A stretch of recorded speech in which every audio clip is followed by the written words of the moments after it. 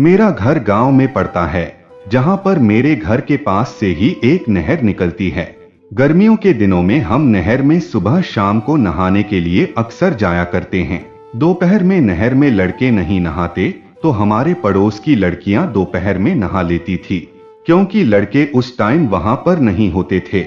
इसी तरह एक दिन मैं घर पर बैठा बैठा बोर हो रहा था, तो मैंने नहर में नहाकर आने की सोची। दोपहर के समय में घर वाले सो रहे होते थे, तो मैं नहर पर नहाने आ गया। अभी नहाते हुए मुझे करीब 10 मिनट ही हुई होंगी कि हमारे पड़ोस की देसी लड़की वहां पर नहाने के लिए आ गई। उस लड़की का नाम मोनिका है। रंग से गोरी है और कमर पतली है बिल्कुल। उसके गुब्बारे बड़े संतरे के आकार के थे।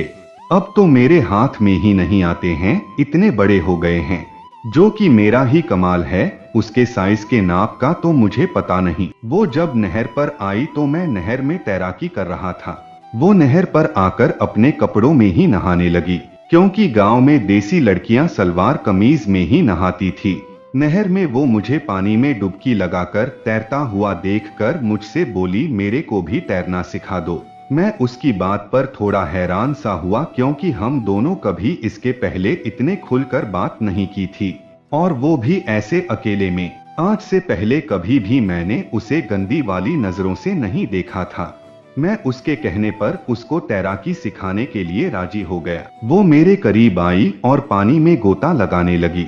मैंने उसको अपने हाथों में थाम लिया ताकि वो नीचे डूबे नहीं। मेरे हाथ उसकी कमर पर थे और वो तैरने के लिए हाथ पैर मार रही थी। उसी बीच मेरा हाथ उसकी छाती पर चला गया, तो उसने कुछ नहीं कहा। मेरा हाथ उसके गुब्बारे पर लग रहा था, जो कि बड़े आकार के संतरे के साइज के थे।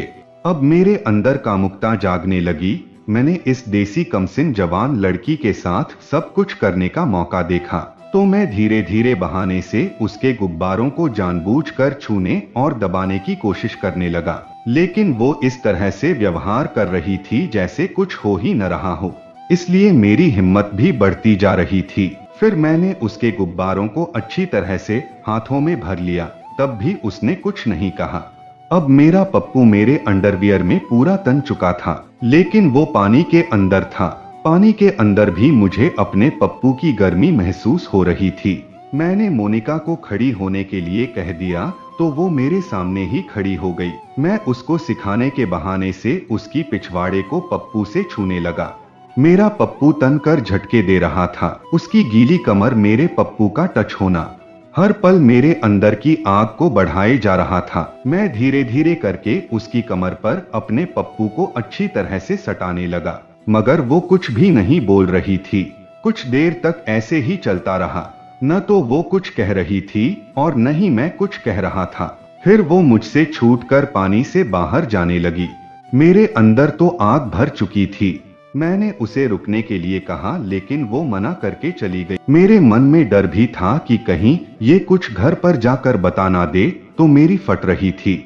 उसके बाद मैं घर पर आ गया और मोनिका के साथ हुई उस घटना को याद करके मैंने 2 बार अपने पप्पू को कसरत करा डाली। उस दिन तो मैं बस यही सोचता रहा कि किसी भी तरह बस उसकी चिड़िया देखने को मिल जाए।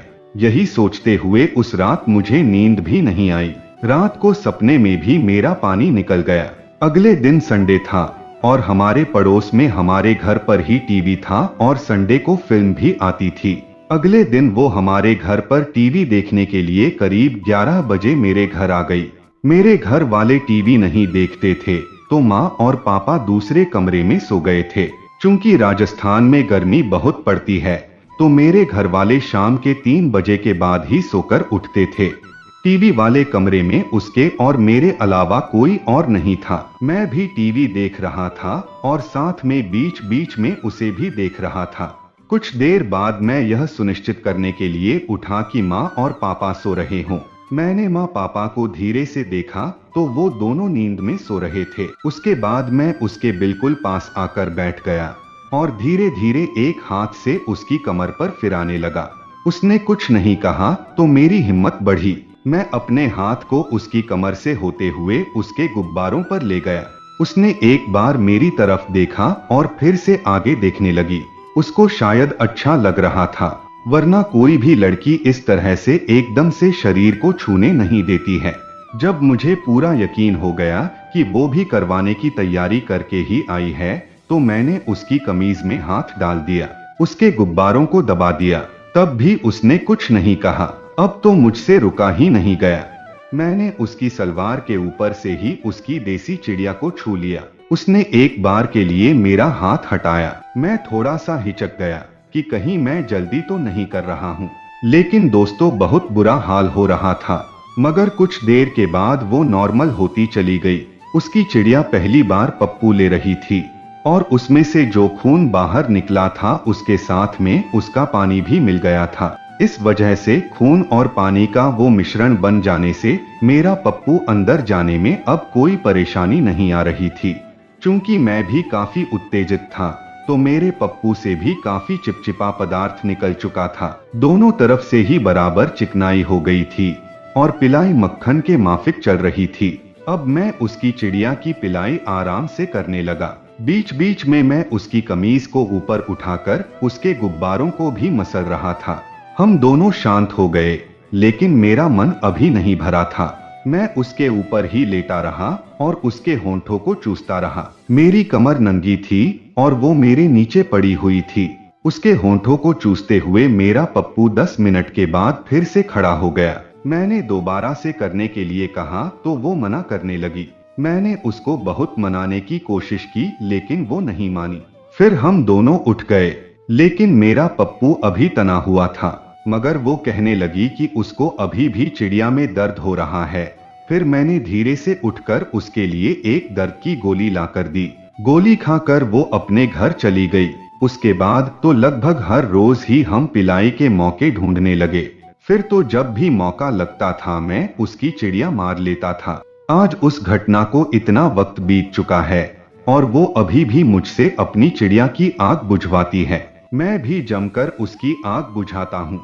मैंने दबा दबा कर उसके गुब्बारों को काफी बड़ा कर दिया है। तो दोस्तों, ये थी हमारी आज की कहानी। उम्मीद है कि आपको पसंद आई होगी। आपका क्या कहना है इस कहानी के बारे में कमेंट करके हमें जरूर बताएं। वीडियो को लाइक कर दीजिए और इसी तरह की कहानियां लगातार देखने के लिए चैनल को सब्सक्राइब करके घंटी को दबाकर ऑल पर सेट कर लीजिए, ताकि आने वाली वीडियो नोटिफिकेशन आपके पास तुरंत पहुंचे। मिलता हूं आपसे अगली वीडियो में, तब तक के लिए धन्यवाद।